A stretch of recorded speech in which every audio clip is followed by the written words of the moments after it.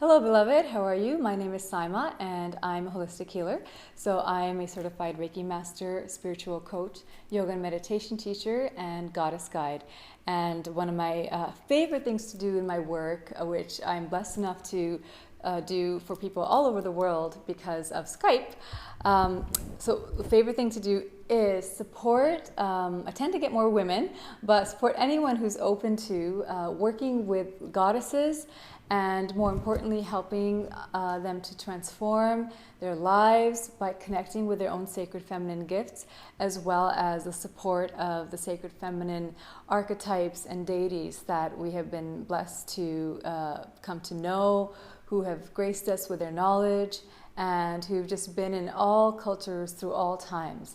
What I would love to share with you today is my personal insights, experience on the magic and the power that comes from connecting with the sacred feminine gifts that we all have within us. So, as you know, we live in a world that's very exaggerated yang energy, right? So there's the divine masculine energy is very, very beautiful and profound and powerful. But we live in a world where it's become so out of balance that we've neglected and not harnessed the gifts of the feminine, so that we have that harmony both individually and in our world that we need to live in oneness, in joy, in abundance, in cooperation and peace with each other and within ourselves. So when we begin on our individual paths to reconnect with the sacred feminine, we are not only helping ourselves, but we're really making a significant contribution into the world by reconnecting, reuniting, and rebalancing the sacred feminine with the sacred masculine.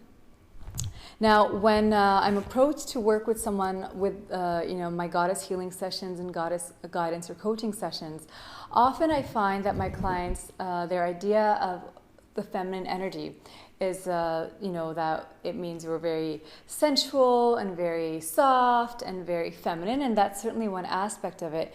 But I would love to delve in a little deeper and discuss some qualities of the triple goddess, or the sacred feminine qualities of the Maiden, Mother, and Crone that we all have within us, and why it's important for us to know the difference so that we can really live at our fullest potential by harnessing and harmonizing these energies within ourselves. So the first goddess, energy that we tend to know a lot in our culture is the one of Venus or Aphrodite, Persephone, the maiden goddess. Women have become so objectified, so sexualized in our culture that unfortunately sometimes we associate, what it means to be a goddess by being very sexual and sensual and sexually powerful. And while that is an aspect of it, it's not all of it. And when it becomes all of it, you're too much of the Marilyn Monroe figure where where's the human behind that? What are her gifts? What were her dreams? What was her character, her values, her intelligence? So we don't focus on that. We focus too much on the physical, the sexual and the sensual. But when we are in balance with this part of ourselves, this divine, sacred, maiden energy, the Aphrodite within us, it's first and foremost a gift of self-love and total and complete unconditional self-acceptance. And when a woman or a man has that kind of total unconditional self-love and self-acceptance, what happens is, like Aphrodite, it's said that she radiated such divinity, such beauty, that she could be, walking through a mountain with the wildest beasts and they would become tame and purr like cats around her, because she's in a place of complete harmony within herself, complete self-love, and she radiates that quality of owning her divinity and owning her beauty and accepting herself, and most importantly, being connected with her self-worth. This is something that I find so profound, especially as I help clients after breakups or when they're having trouble manifesting a soulmate relationship, abundance, success, the dream job, or anything. It comes down so much to reclaiming our sacred feminine truth of our divine self-worth. And if we can connect with that part of ourselves, the inner Aphrodite, where we know that we are divine, that our body is a vessel for the divine, our body is a temple for the divine, then we celebrate ourselves, we share our bodies in ways that honor us, in ways that bring us extreme pleasure and passion and joy, health and vitality, and just that exuberance and radiance. And it shines through us.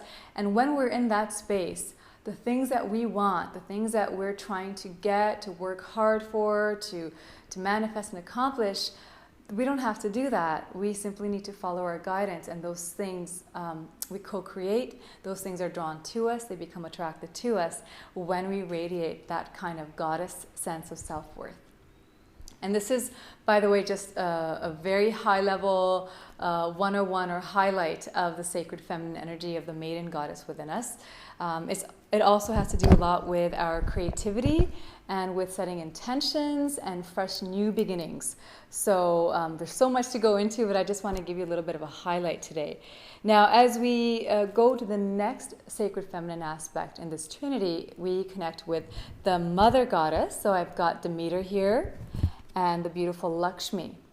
And this is, all women are mothers. It doesn't matter if we're physical mothers or not. In our present day culture, we have the example of, say, an Angelina Jolie, who's birthed children herself, who's adopted children, and is a beautiful, quintessential mother goddess in that respect. However, we tend to then look at Jennifer Aniston and say, well, she didn't have babies, and, for some reason feel bad, or like poor Jen. But the truth is, Jennifer Aniston is just as much a full and complete goddess, because she has mothered and birthed so many beautiful contributions into the world, so many accomplishments to be proud of.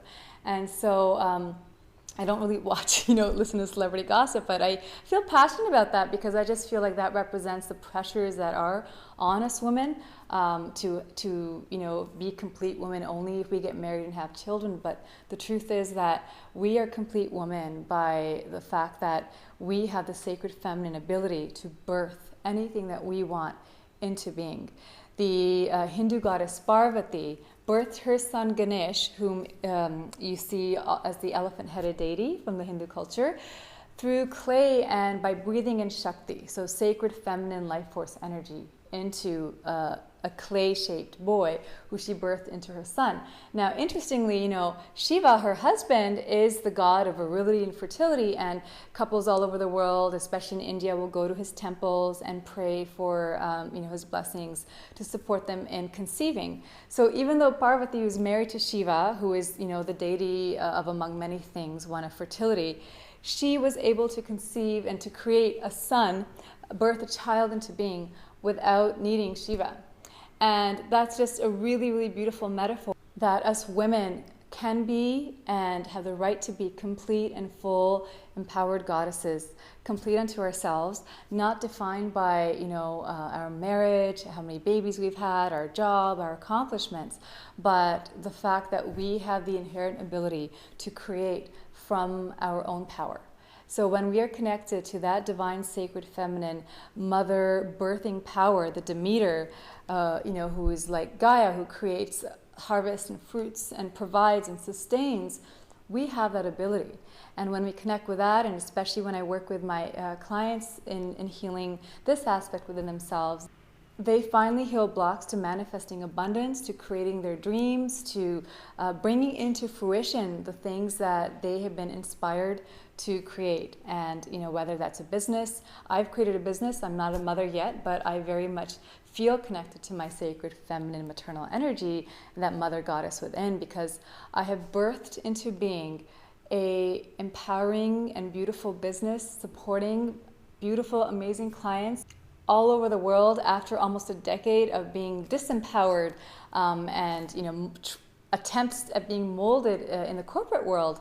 And so when we connect with this part of ourselves, we have the power to co-create. And what I mean by co-create is with the divine life force, whether it's God, goddess, or whatever you believe in.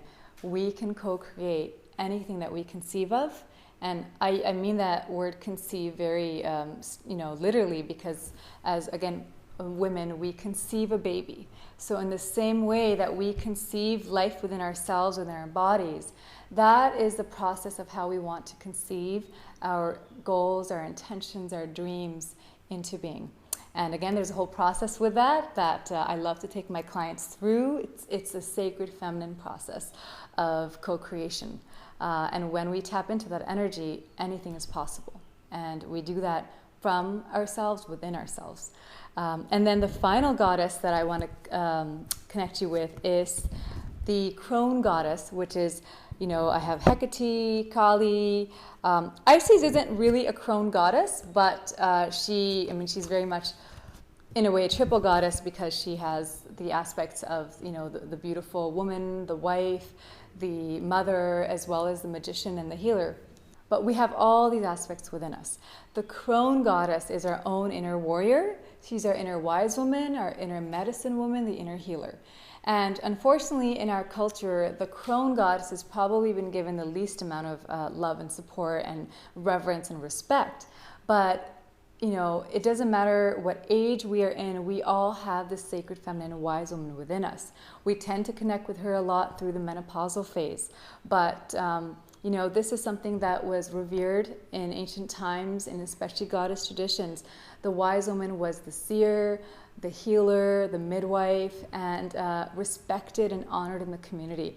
And it's my prayer to contribute whatever I can through knowledge, through sharing, through empowering people, through my articles and videos and what I share, of regaining that respect for the crone, both within us, but also in our culture. The postmenopausal women who are in their power, who've come into their wisdom, and who are sharing their gifts and contributions with us. We really need to honor them both in our world and our lives, as well as no matter what our age is within ourselves. Because when we connect with the crone, we have the power to transform obstacles, to transform our lives.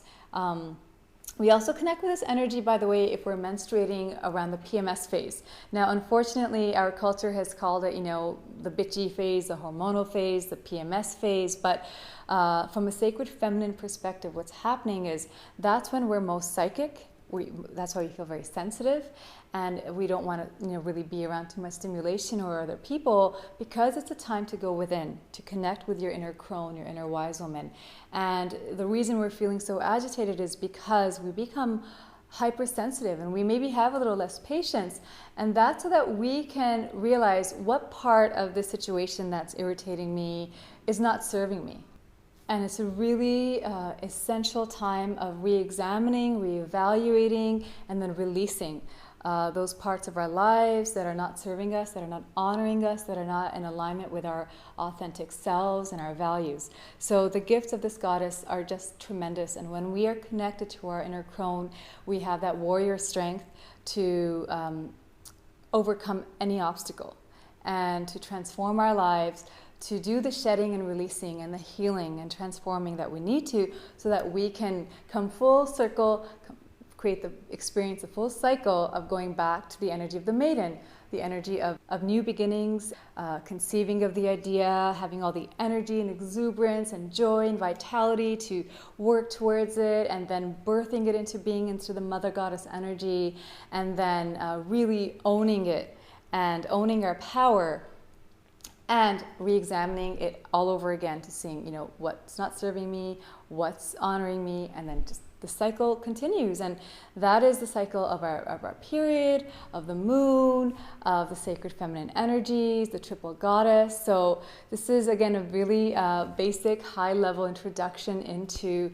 the power that we have available to us if we learn more about the gifts of the sacred feminine within us, and if we take measures to begin to honor them within us and harness them and to express them. When we're in this energy, what happens is then we balance that so beautifully with the divine masculine. And so we can take action, we can set goals, and we listen to our sacred feminine intuition, and we birth things into being. So it's just this dance, this sacred dance within ourselves and within our lives between those two energies. I hope these brief tips have been helpful to you. They're just such a small highlight of what I love to share in my personal one-on-one work with beautiful women all over the world in reconnecting with the sacred feminine.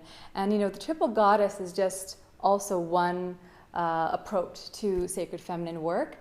In my work, I do everything, so if a client needs help in manifesting a soulmate, we work with specific goddesses for that, depending on the situation. If she's coming out of a bad breakup, we first need to work with certain goddesses to help heal that. And then there's certain goddesses that might help with self-love and self-worth that might need to happen. We might need to work with Isis or a goddess on past life healing if the root of the pattern goes a lot deeper. And then eventually work with soulmate goddesses who really help us to prepare ourselves for soulmate love.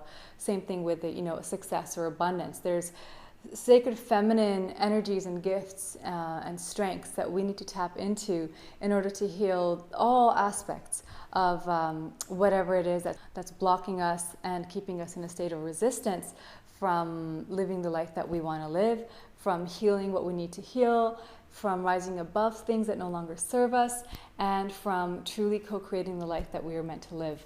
I not only do one-on-one sessions, but I also offer a private Reclaim and Recover Your Sacred Feminine Gifts program, which is a beautiful entire journey that we go through together.